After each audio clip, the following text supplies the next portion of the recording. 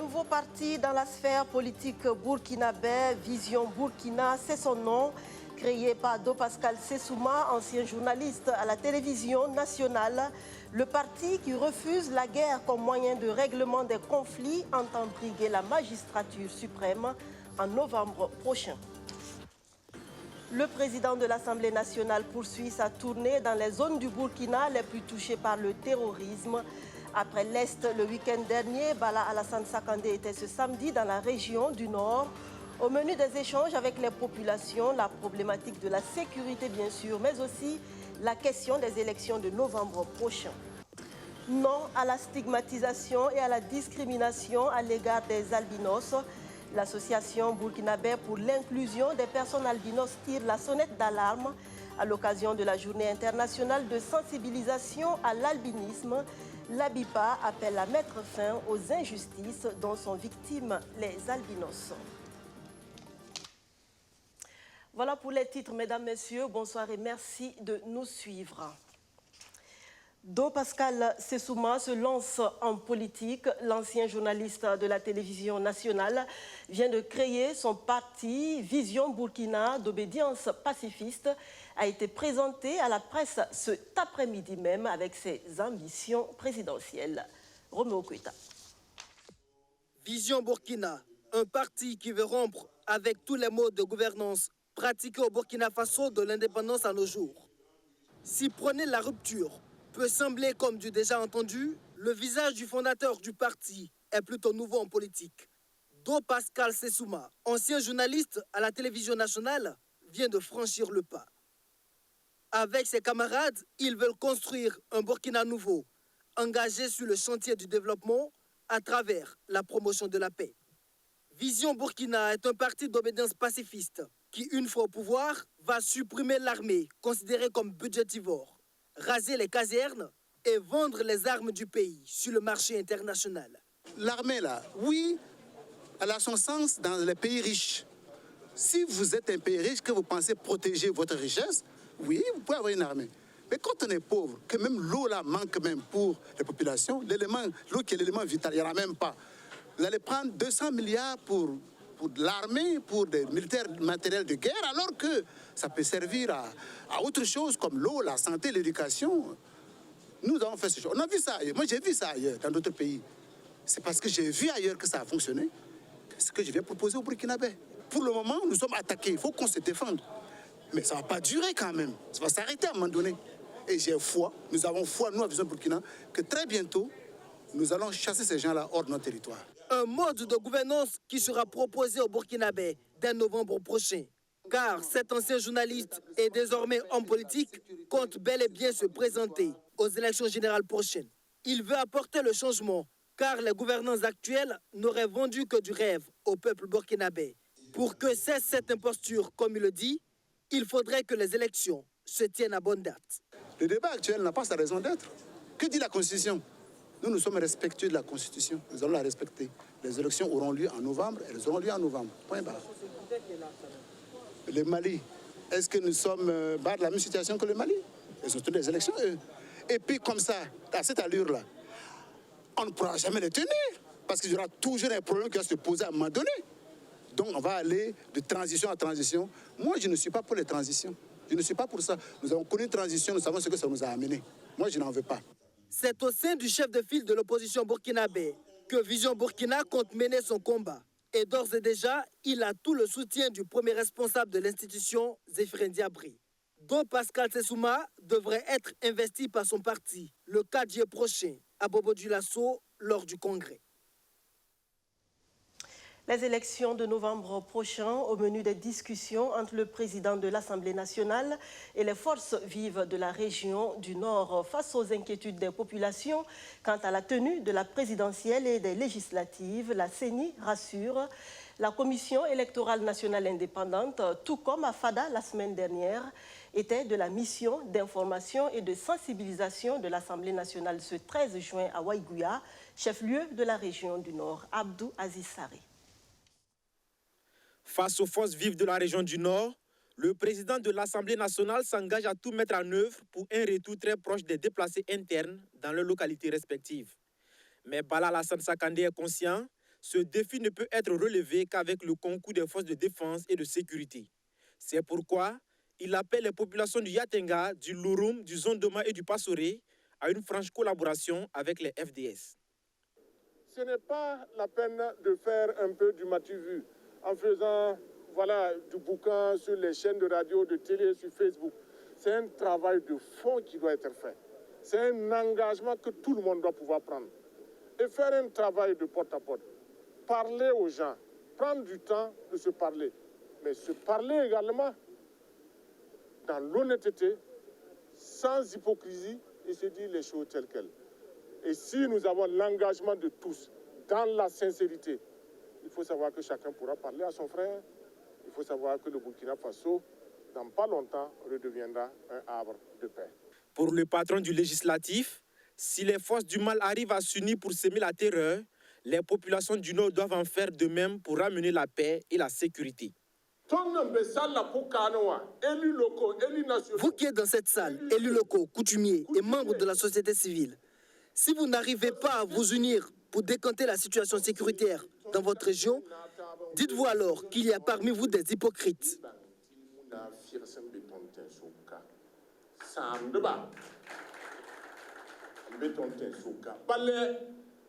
Vous devez mettre de côté vos différences et impliquer les religieux et coutumiers dans la recherche de la paix dans la région du Nord. Au-delà des questions sécuritaires et humanitaires, il y a la question des élections qui se pose. Avec le terrorisme, les citoyens du Nord doutent de la tenue des élections. Dans la salle, la CENI est présente à cette rencontre régionale entre députés et population. La Commission électorale nationale indépendante rassure.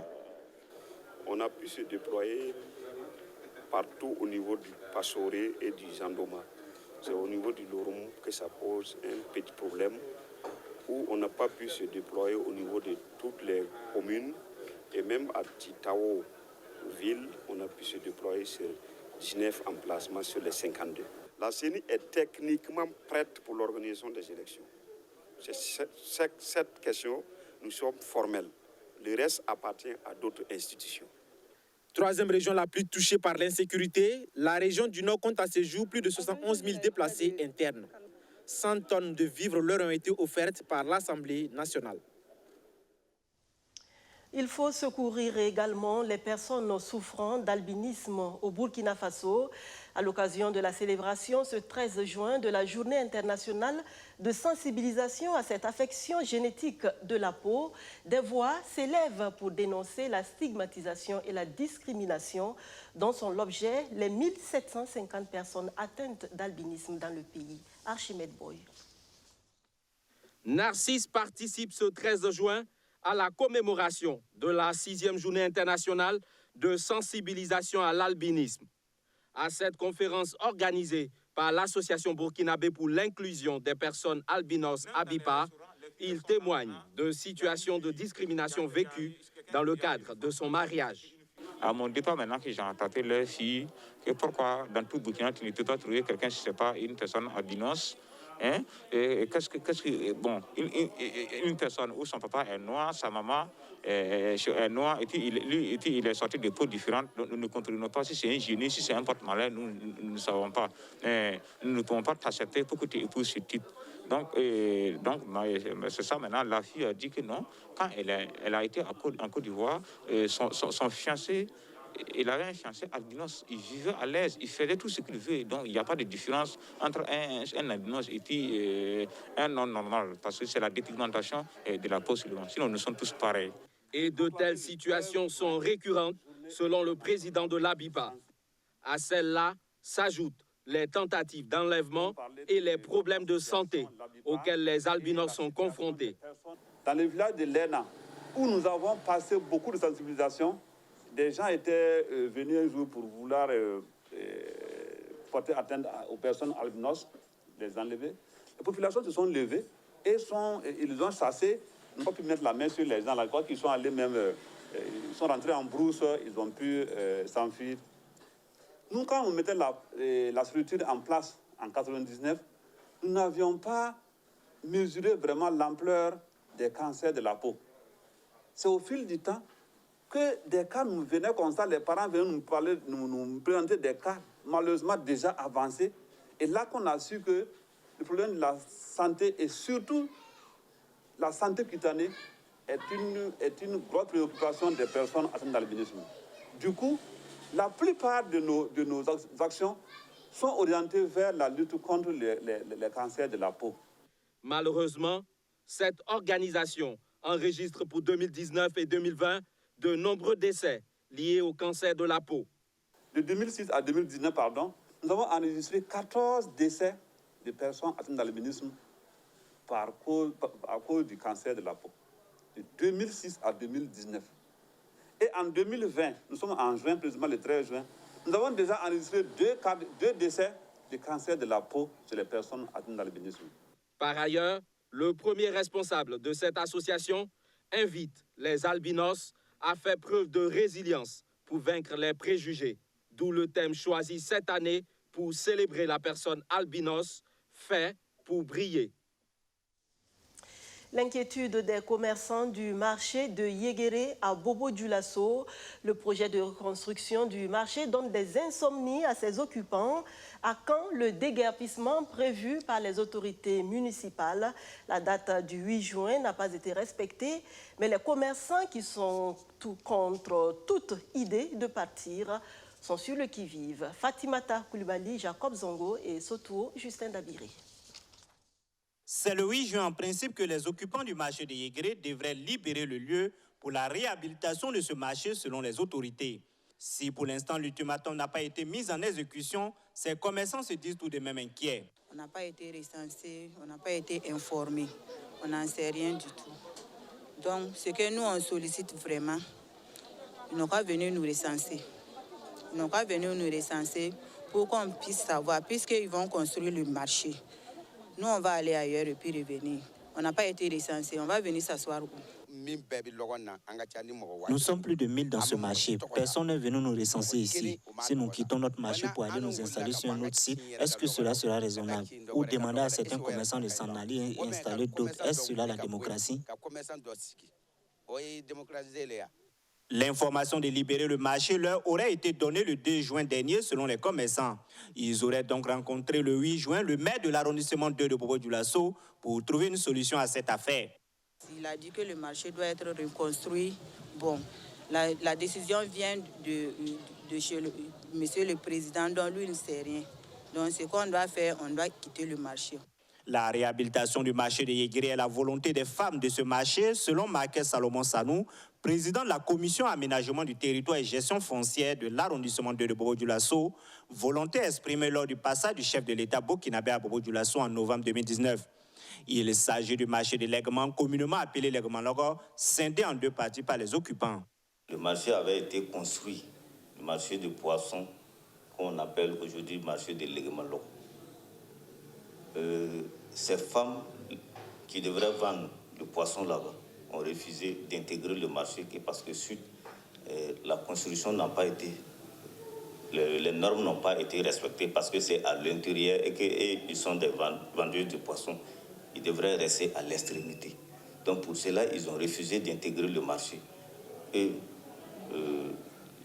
le président du conseil régional, Kousoubé, a fait venir ces dames-là pour venir occuper le marché en attendant. On ne nous a pas dû les recenser.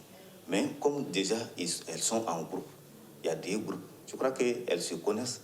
Après la réhabilitation, viendra l'occupation du marché. C'est en ce moment qu'il faut parler de place. Une réunion de concertation sur la réhabilitation de ce marché s'est tenue selon Marquès Salomon Sanou avec des représentantes des femmes du marché avant la décision du déguerpissement. Toujours selon Marquès Salomon Sanou, des sites ont été trouvés pour permettre à ces commerçants de continuer à mener leurs activités en attendant la reconstruction de ce marché dont le démarrage des travaux est prévu en principe le 15 juin prochain. Pas de souci pour les souscripteurs au FAFPA, le Fonds d'appui à la formation professionnelle et à l'apprentissage. Ils sont 18 000 jeunes retenus au titre de l'année 2020 pour un encadrement et des financements dans le domaine de l'entrepreneuriat. Nous restons à Bobo-Dioulasso avec Yéri, Julienda et Soto, Justin Dabiri. 18 000 jeunes vont bénéficier des formations professionnelles réalisées dans le cadre du Fonds d'appui à la formation professionnelle et à l'apprentissage FAPA au titre de l'année 2020. Cette cérémonie a pour objectif d'informer les jeunes sur le dispositif de financement des formations aux métiers mis en place par l'État au profit des jeunes. Pour bénéficier des formations FAPA, les demandeurs doivent répondre à certains critères et remplir un certain nombre de conditions. Le projet doit être porté par une association, une ONG, et pour ce qui concerne la formation continue des travailleurs, être une entreprise ou une collectivité. En fait, un individu ne peut pas avoir une formation auprès du FAPA. C'est vraiment une entité organisée qui peut le faire. Il y a des frais quand même qu'on paye de dossiers en fonction du projet. Par exemple, pour les projets collectifs de formation, c'est 3 000 francs de dossier. Pour ce qu'on appelle les appels à projets, qui sont des projets de grande envergure, c'est 10 000 francs le projet. Et nos collaborateurs accompagnent dans le montage du dossier et le financement. Si le dossier est bon, on accorde la subvention. 260 personnes dans la région des Hauts-Bassins bénéficient du financement FAPE, FEJ et FASI d'un montant de plus de 300 millions de francs CFA. La remise symbolique des chèques à certains d'entre eux a été le deuxième acte de cette cérémonie. Le ministre en charge de la promotion de l'entrepreneuriat des jeunes invite à accompagner ses bénéficiaires dans la réalisation de leurs projets. Nous avons souhaité donc cette cérémonie pour non seulement remettre de visu donc ces chèques-là aux bénéficiaires, mais aussi inviter les autorités politiques, religieuses, administratives à pouvoir accompagner ces jeunes promoteurs. Parce que notre objectif, c'est de faire en sorte que ces jeunes-là soient des créateurs d'emplois plutôt que des demandeurs d'emplois. Les chèques reçus par les bénéficiaires vont de 400 000 francs CFA à 6 millions de francs CFA. Avec ce financement, les bénéficiaires promettent investir pour développer les secteurs d'activité. Vraiment, nous sommes très contents de FAPE parce qu'ils nous aident beaucoup et les modalités de paiement nous arrangent. Et au-delà des modalités de paiement, on a des conseils, on a des formations. Je suis commerçant, vendeur d'ustensiles de cuisine en plastique, en matière plastique. Vraiment, ça va beaucoup m'arranger. Moi, pratiquement, je fais le commerce général. Si je prends l'argent, là, je divise ça plusieurs choses pour faire commerce général avec ça. Le Fonds d'appui à la formation professionnelle et à l'apprentissage FAPA, créé en 2003, a pour mission de contribuer à la mise en œuvre de la politique du gouvernement en matière de formation professionnelle des jeunes. À ce titre, il subventionne les formations à hauteur de 87,5% et les 12,5% étant à la charge des bénéficiaires. Le ministère de la Santé s'attelle à la mise en œuvre d'un nouveau code de santé publique. 26 ans se sont écoulés depuis l'adoption de l'ancien. Pour être au diapason des nouvelles technologies en matière de santé et relever les défis de l'heure, le département de Claudine Louguet est donc à la tâche. Bessogré John Somda. Le Code de la santé publique du Burkina Faso est porté par la loi 2394 ADP du 19 1994 et commence à se faire vieux 26 ans après son adoption. Pour se conformer aux nouvelles exigences du domaine de la santé, le ministère, ses partenaires et collaborateurs remettent le Code de la santé publique sur la table. Nous sommes là ce matin pour consolider, comme vous-même vous l'avez dit, le processus de validation du Code de santé publique. Le Code de santé publique du Burkina Faso est vieux de 26 ans. Et depuis, il y a eu des évolutions. Il y a eu des évolutions technologiques. Il y a eu des évolutions même au niveau des besoins des populations, des besoins de santé des populations. Donc, il était opportun qu'on se retrouve de manière multidisciplinaire, multisectorielle pour réviser ce code. Ainsi, chercheurs, formateurs et acteurs du domaine de la santé ont pour mission de sortir un nouveau texte qui prendra en compte les besoins des populations, les principes d'éthique et de bioéthique. Le moins que l'on puisse dire, c'est que le ministre de la Santé se veut rassurant sur le contenu du nouveau code à venir. Je vous ai dit que ce nouveau code va prendre en compte les évolutions technologiques. Vous savez, maintenant, on parle de e-santé. Il y a 26 ans, on n'en parlait pas. Aujourd'hui, on parle de e-santé. Donc, il y a eu des évolutions technologiques. Il y a eu l'évolution dans les besoins de santé même des populations. Donc, tout ça, le Code va essayer de prendre tout ça en compte, tout en laissant une ouverture vers l'avenir. Donc, voilà, c'est une réactualisation, en fait, du Code, tenant compte de tout ce qui s'est passé, de l'eau qui a coulé sous les ponts depuis 26 ans. L'avant-projet de loi sur lequel le ministère en charge de la Santé et ses partenaires se penchent devra leur permettre de relever les nouveaux challenges qui s'érigent devant eux. La pratique médico-légale, la bioéthique, l'organisation et le financement de notre système de santé, la e-santé et bien d'autres thèmes dont le nouveau code devra se familiariser. Partenaire non négligeable du ministère de la Santé, le district 9101 du Rotary International a construit en 2019 des maternités pour des populations des zones reculées du Burkina Faso. Les actions des Rotariens au cours de l'année écoulée ont été dirigées également vers l'éducation, l'eau et l'assainissement. Le bilan d'une année de dur labeur dressé ce samedi. Sandrine Zougouri. Devant les assistants du gouverneur et les présidents des clubs, Thomas Sommet, gouverneur du district 9101 du Rotary International, fait le point d'une année d'action du district. Un mandat axé sur la réalisation d'infrastructures sociales au profit des populations. Des écoles construites en pleine forêt, des maternités construites dans des endroits où l'État a des difficultés pour agir, des écoles, je disais tantôt, des forages, des châteaux d'eau. Donc, c'est dire que dans tous nos domaines d'action, les Rotariens dans chaque pays ont mené des actions au profit des communautés. La survenue de la COVID-19 a modifié notre agenda et nos prévisions. Mais corrélativement, cette pandémie nous a donné l'occasion de démontrer, nous Rotariens, notre capacité d'adaptation. Des progrès, il y en a eu, mais il faut également retenir que ce mandat a été jalonné par quelques difficultés d'ordre organisationnel. La difficulté majeure est liée à l'étendue du district.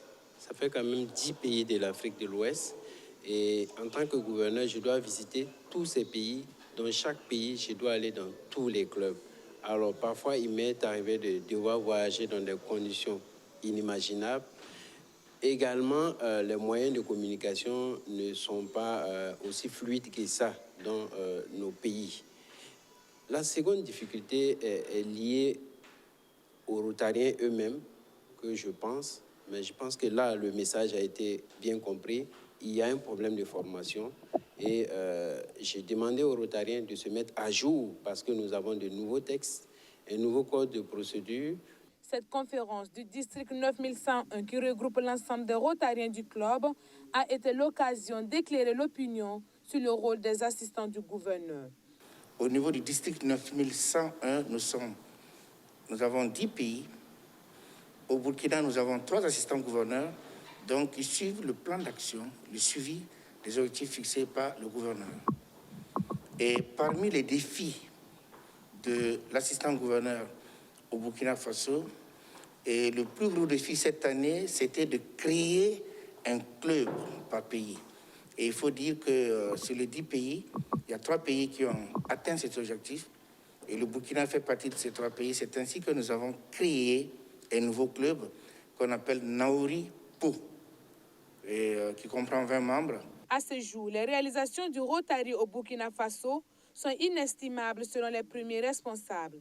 Avec ces acquis, le district n'envisage pas s'arrêter en si bon chemin. De cette vidéoconférence naîtront des perspectives pour les années à venir, avec pour devise « Servir d'abord ». Nelson Solar apporte également son soutien au ministère de la Santé. L'entreprise spécialisée en énergie photovoltaïque va électrifier à titre gracieux un centre de santé et de promotion sociale qui sera choisi par le ministère de l'Énergie. La bonne nouvelle a été portée à la connaissance du public ce vendredi à l'occasion de l'inauguration du nouveau siège de l'entreprise. Justin Amonto. L'instant est solennel et c'est fait. Nelson Solar. Merci d'applaudir. Voici le siège de la société Nelson Solar. Un joyau de 3 niveaux, assorti d'un showroom. Il est entièrement alimenté par un système solaire photovoltaïque d'une puissance de 31,2 kW crête avec une consommation journalière moyenne de 12 500 watts.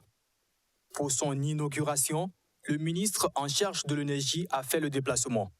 Le docteur Bachir Ismaël Ouedraogo pense que cette entreprise va significativement contribuer à renforcer l'effort en matière d'électricité au Burkina Faso. Je pense qu'aujourd'hui, le message est très fort. Vous voyez ce qui a été fait. En l'espace de quelques années, il a pu en tout cas atteindre un niveau acceptable.